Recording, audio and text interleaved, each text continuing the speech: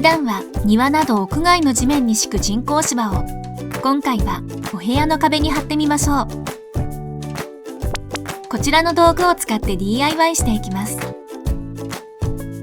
石膏ボード下地の壁に確実に固定したい場合、下地の木部を探してマスキングテープで目印をつけておきます。壁面のサイズを測って割り付けを決めます。芝目の向きで見え方が変わるので、同じ方向に揃えて人工芝を貼っていきましょう。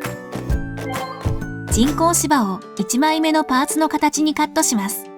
裏面を上にして広げ、測った形に線を引きましょう。線に沿って裏面からカッターで切ります。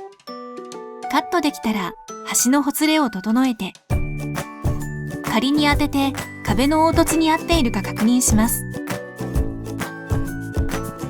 カットなどでパイルの切りくすが出る場合があります。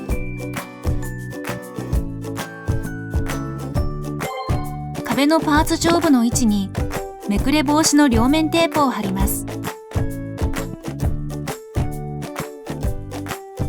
より強く接着したい場合は全体に両面テープを貼りましょう。パーツ1枚分の剥離紙を剥がして上部を仮止めして位置が決まったら全体にタッカーで固定していきます。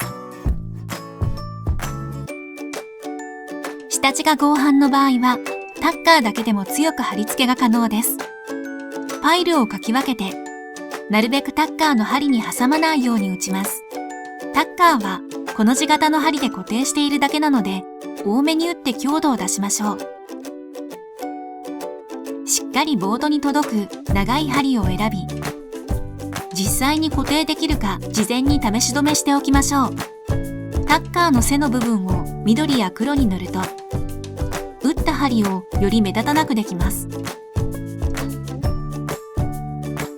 確実に固定したい場合は下地の木部にネジで留めましょう。2枚目以降もパーツごとに壁を測ってカットします。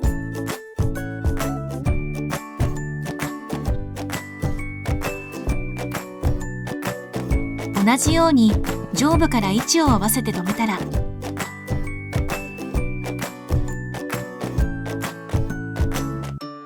隙間を空けないように継ぎ目を合わせましょう。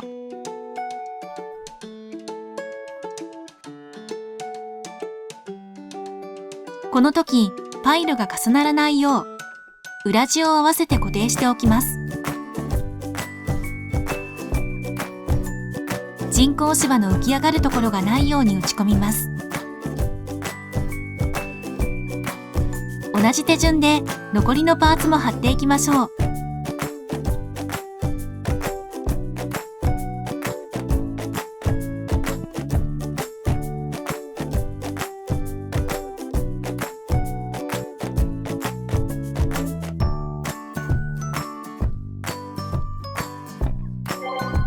デッキブラシでパイルを起こし、継ぎ目をなじませます。